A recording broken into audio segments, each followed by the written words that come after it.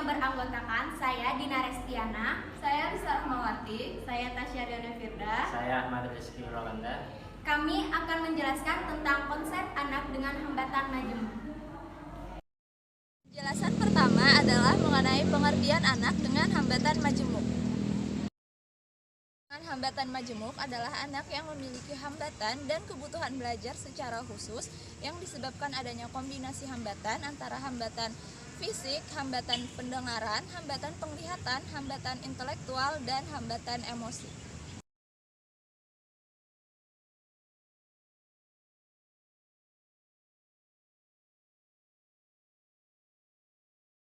Selanjutnya adalah mengenai penyebab individu dengan hambatan majemuk. Penyebab yang paling banyak adalah sindrom Down dan sindrom Usher. Di samping itu, hambatan majemuk juga disebabkan karena kelainan sejak lahir, misalnya hidrosepalus dan mikrosepalus, yang diakibatkan karena penggunaan obat-obatan yang salah oleh ibunya semasa hamil. Juga dapat terjadi di masa setelah kelahiran, diantaranya stroke, meningitis, dan lain sebagainya.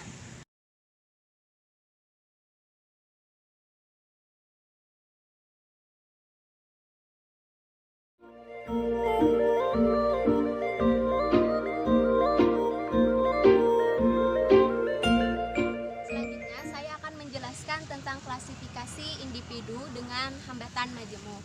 Hambatan majemuk terjadi pada seorang individu yang diakibatkan karena adanya suatu kombinasi hambatan fisik, sensoris, mental, emosi, dan sosial. Klasifikasi yang akan saya sampaikan ini klasifikasi hambatan yang berpangkal pada hambatan penglihatan. Seperti yang pertama ada hambatan penglihatan dan hambatan intelektual, yang kedua hambatan penglihatan dan hambatan pendengaran, yang ketiga hambatan penglihatan dan hambatan motorik, dan yang keempat hambatan penglihatan dan hambatan perilaku dan lain-lain. Dengan cara yang sama, hambatan majemuk tidak hanya dapat berpangkal pada hambatan penglihatan saja, akan tetapi juga pada hambatan yang lainnya. Materi yang terakhir adalah prevalensi individu dengan hambatan majemuk.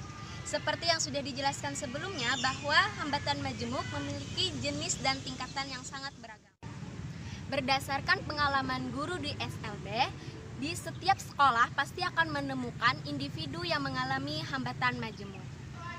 Di Amerika, diperkirakan jumlah anak yang mengalami hambatan penglihatan disertai dengan hambatan lainnya itu meningkat dan sangatlah beragam. Menurut Home Counselors of the Blind Babies Foundation, sejak pertengahan tahun 1980-an, prevalensi anak-anak ini terus meningkat sampai estimasi 50% sampai 75% dari jumlah anak-anak dengan hambatan penglihatan. Nah, selanjutnya saya akan menjelaskan tentang karakteristik individu yang mengalami hambatan majemuk. Nah, karakteristiknya itu ada dua. Yang pertama secara umum dan kedua secara khusus. Yang pertama itu ada kurang komunikasi atau sama sekali tidak dapat berkomunikasi. Nah, hampir semua anak yang tergolong tunaganda memiliki hambatan sulit dalam berkomunikasi. Jadi apabila mereka komunikasi bisa saja tidak memberikan respon atau bagaimana. Itu menyebabkan pelayanan pendidikan atau interaksi sosial menjadi sulit sekali. Jadi anak-anak semacam ini tidak dapat melakukan tugas walaupun tugas yang paling sederhana sekalipun. Selanjutnya itu ada perkembangan motorik dan fisiknya terlambat.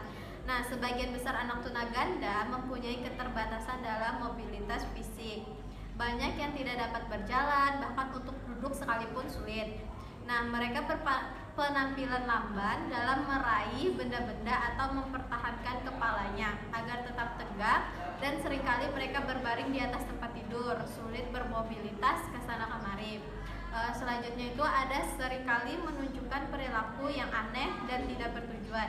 Itu misalnya menggosok-gosokkan jari ke wajah seperti ini, melukai diri, misalnya itu membenturkan kepala, mencabuti rambut dan sebagainya. Selanjutnya itu ada kurang dalam keterampilan menolong diri. Karena mereka sulit dalam mengurus diri, kebutuhan dasar mereka sendiri seperti makan, berpakaian, mengontrol diri, hal buang air kecil sekalipun, ini memerlukan latihan-latihan khusus bagi mereka untuk mempelajari keterampilan dasar seperti ini. Selanjutnya itu ada jarang berperilaku dan berinteraksi yang sifatnya konstruktif. Secara umum, anak-anak yang sehat dan anak-anak yang tergolong cacat senang akan bermain dengan anak-anak yang lain, berinteraksi dengan orang dewasa, dan ada usaha mencari informasi mengenai dunia sekitar. Namun demikian, anak-anak yang mengalami tunaganda tersebut jarang berperilaku dan berinteraksi dengan orang sekitar karena takut mengalami diskriminasi, kurang percaya diri, dan sebagainya. Lalu ada kecenderungan lupa akan keterampilan yang sudah dikuasai. Jadi mereka tuh rutinitasnya harus diulang-ulang diulang-ulang setiap harinya agar dia tidak lupa akan hal itu, karena bisa saja anak yang mengalami tunaganda ini mengalami hambatan pada intelektualnya. Lanjut itu ada memiliki masalah dalam menggeneralisasikan keterampilan dari suatu situasi ke situasi lainnya. Itu bisa saja mereka sulit menyesuaikan diri dalam situasi seperti ini dan seperti itu, sulit intelektualnya dalam mencerna hal-hal yang seperti itu. Lalu ada yang secara khusus karakteristiknya yaitu memiliki ketunaan lebih dari satu jenis, namanya juga tunaganda. Tentunya mereka memiliki hambatan lebih dari satu. Lalu ketidakmampuan anak semakin parah atau semakin banyak bila tidak cepat mendapatkan bantuan. Makanya itu kita selalu memberikan stimulus untuk anak agar tidak terjadinya tunaganda selanjutnya. Yang ketiga itu sulit untuk mengadakan evaluasi karena keragaman kegandaannya. Lalu membutuhkan instruksi atau pemberitahuan yang sangat terperinci. Jadi kayak hal-hal yang dilakukannya itu harus dirincikan secara baik dan mudah dipahami oleh anak agar dia tidak terlalu berpikir dengan keras, karena bisa saja anak dengan hambatan tunaganda itu mengalami hambatan pada intelektualnya. Lalu tidak menyamaratakan pendidikan tunaganda yang satu dengan yang lain walau mempunyai kegandaan yang sama. Nah, walaupun mereka mempunyai tunaganda yang sama, misalnya tunanetra dan tunarungu, ada dua anak, itu bisa saja mereka berbeda karena tidak semua anak sama kebutuhan dan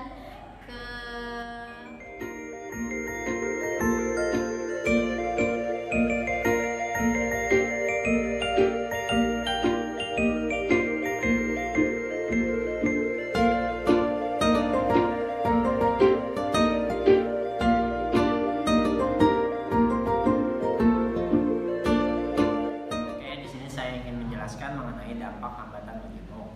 Banyak aspek-aspek perkembangan yang terpengaruh dan terhambat akibat kehilangan penglihatan dan atau hambatan yang lain.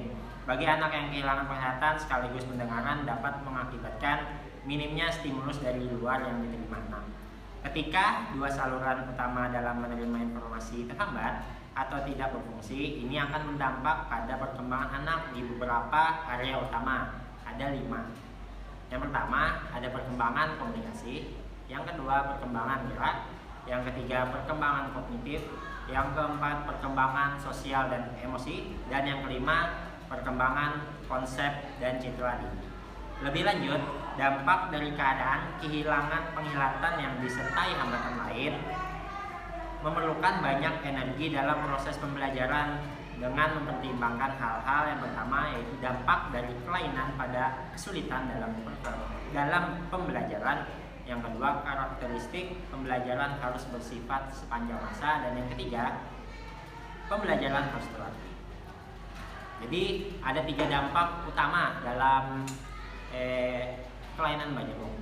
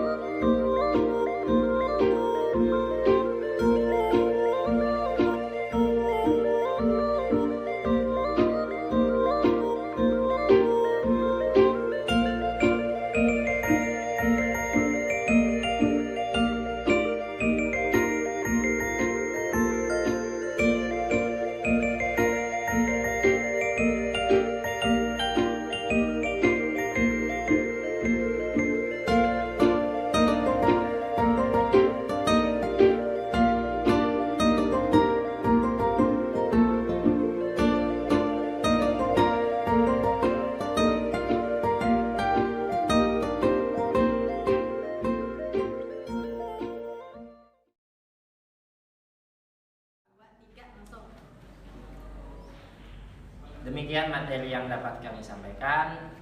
Terima kasih. Wassalamualaikum warahmatullahi wabarakatuh.